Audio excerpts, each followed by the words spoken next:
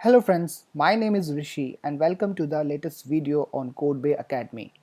Today we will learn how to learn our new content. But before we proceed further, please hit the bell icon to subscribe to the channel. Now let us start on today's topic, and that is how to learn something. Let's understand the process of learning something so that we can make it better. But before doing that, let's bust some myth regarding the same. The very first myth which we all or most of us are having is that revision is the key to success. But a passive revision won't help you much. You need to revise your notes and what you have studied so far actively, and we will talk about active revision technique. The second myth which most of us are having is that you can mug up the entire syllabus, and that is certainly not true, because at times for certain kind of examinations, for example UPSC examinations, the syllabus will be huge and there will be zero possibility that you can mug up the entire syllabus. The third myth is rote learning or cramming can make you get a job in big product based companies, for example Facebook, Google, Amazon, Microsoft. But that is not true. In these companies, when you will sit into interviews, they will ask you questions which are nowhere present on the internet. They will just make up something, make a good question out of the basic elements of data structure, algorithm and system design, and you need to apply your own technique, your own thought process to solve those questions. You cannot rote learn something and then just hope to pass the interviews in these kind of companies. The fourth is that the same learning technique can be universally applied. What this means is that you might be learning about certain kind of techniques and you might have a thought that that technique will work for you also if it has worked for others, but that might not be true. You need to find out what kind of technique is more beneficial to you, and that will help you in learning new things. Now let's move to the very first technique on how to learn something. See, we all know about revision. Revision is that you create notes and then time to time you come back to the notes and then revise the same thing. But that is called passive revision, where you are not actively testing your understanding of the concepts. You are just passively revising the same thing again and again, right? But to increase the impact of revision, four times, to make it four times more productive, let's learn about another technique, and that is called active revision. What active revision means is, while you are revising, you need to test yourself over your understanding of the topic. For example, if you are learning about linked list, you need to ask yourself, even before you learn about linked list, what do you know about that particular topic? And then while you are learning the topic, you need to link what you are currently learning with what you have already know.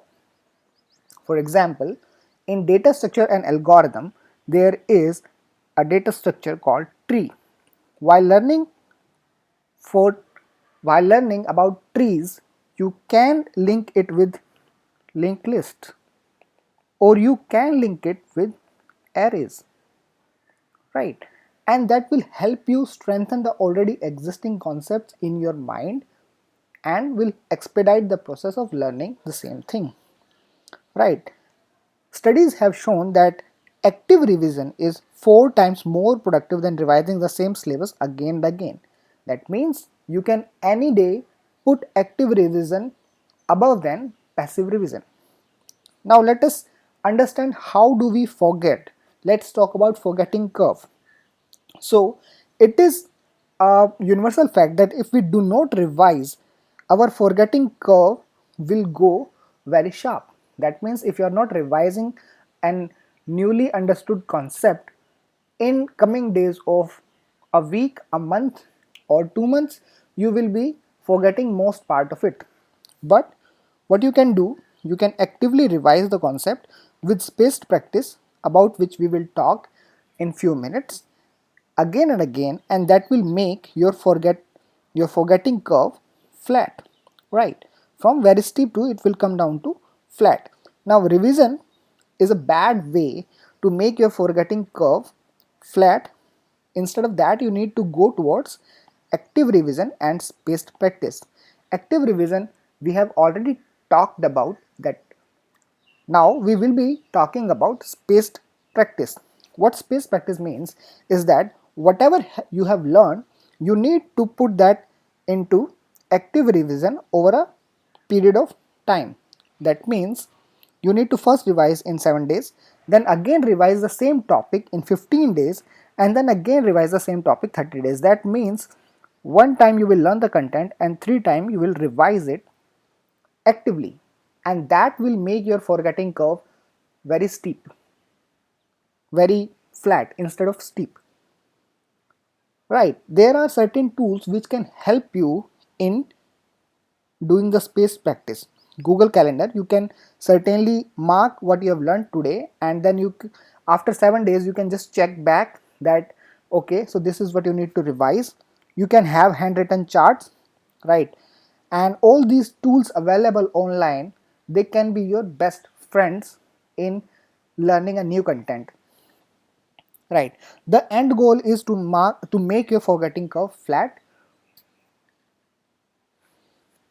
Now let's talk about the productivity. Productivity means if you are studying for n number of hours, you must have learned content which is equal to n number of hours, right? But at times we all suffer from lack of concentration, right?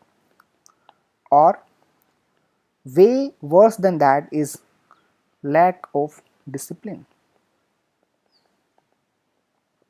What we need to do is we need to study in short time intervals. What does that mean? That means you study for 25 minutes, then take a 5 minutes break, and then you again revise the same cycle 4 times, and then you take a large break of 30 minutes. In this way, you won't start feeling fatigue and you would have your productivity increased manifold, right? This technique is called Pomodoro technique, which means tomato, right? And you can have a number of apps available for Pomodoro technique. The very famous one is Forest app for Android, right? And you can certainly find similar kind of apps in iOS also. But if you do not want to go for custom apps, you can use your mobile stopwatch for the same, right? Now let's end the lecture with some tips, techniques and advice for college students and active learners. The very first tip which I would like to give you all is that revise your notes actively as soon as your lecture ends, right? It will strengthen the concept which you have just learned in a classroom. Try to understand everything in the classroom only. There is no point of studying in a classroom for 1 to 2 hours and then again going home and then again put your brain for the same concept 2 hours. That will be just waste of time. Instead of that, what you can try to do, you can try to learn as much as possible in the classroom only, and you can just put down your doubts in a separate note which you can learn later.